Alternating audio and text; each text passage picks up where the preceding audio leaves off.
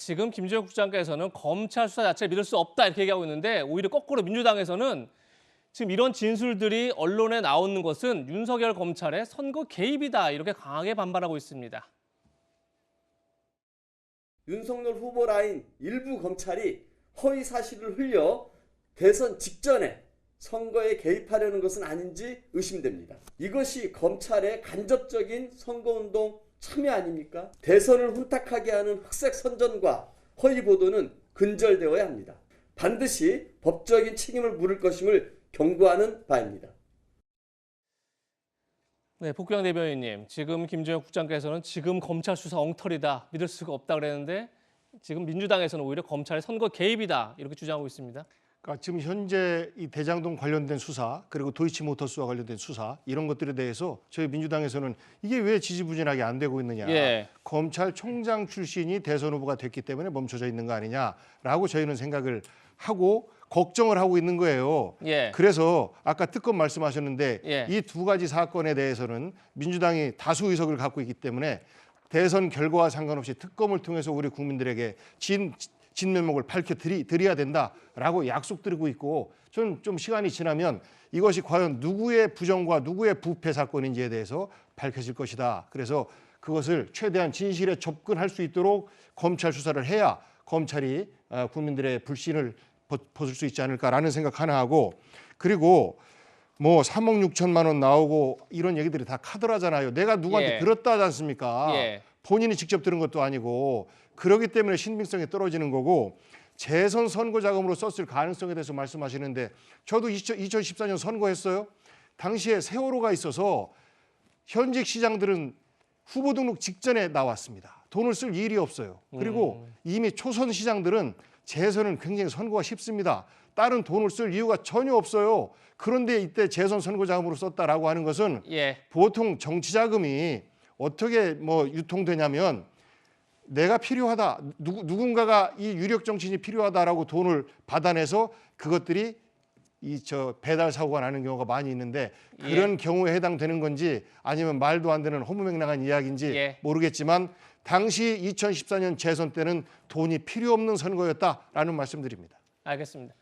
이현중 의원님, 저희들이 그러니까 이 논평을 할 때 사실의 관계와 그다음에 이제 해석의 영역을 좀 구분해야 됩니다. 사실과 해석의 영역을 구분해야 된다. 그러니까 이승훈 변호사님이 자꾸 이제 윤석열 뭐 내 카드면 주고 뭐 등등 이런 이야기 했다는 게 이게 마치 무슨 대장동과 연결되어 있는 것처럼 이야기를 하시는데 그 녹취록 전부를 한번 보십시오.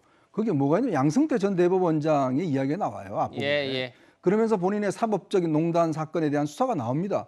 그걸 계기로 해서 윤석열 후보가 당시에 판사들부터 좋은 감정을 가지고 있지 않았기 때문에 윤석열 영장이 처리가 되면 무조건 된다. 이 이야기였어요. 이게 지금 대장동과 연결시키는 것은 완전히 경강부회하는 것이죠.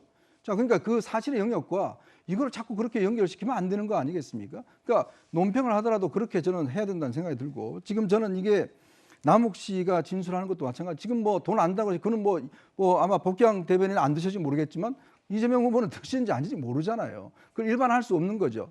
그리고 또 여기에 지금 보면 왜 당시에 이제 유동규 씨가 하필 사퇴를 하고 선대본부에 그때 당시에 이재명 후보 본부에 들어갔을 때입니다. 그때 당시에 돈이 3억 6천이 들어갔다는 것이고 남욱 변호사는 그렇게 추정한다는 것이었어요. 그렇다면 이 부분에 대한 검찰 수사 과연 왜 제대로 안 되고 있는지 바로 그런 부분을 지적하면 될 것 같습니다. 뭐 사실관계를 두고 해설에 있어서는 여러 관점들이 있다는 점을 같이 밝혀드리겠습니다. 어제 선거 유세에서 이재명 후보도 가만히 있지 않았습니다. 윤석열 후보 부인 김건희 씨 의식한 듯 주가 조작 관련해 강경 처벌해야 된다 이렇게 밝혔는데요. 함께 들어보시죠. 무정거래, 펀드 사기, 주가 조작 이런 거 아예 꿈도 못 꾸게.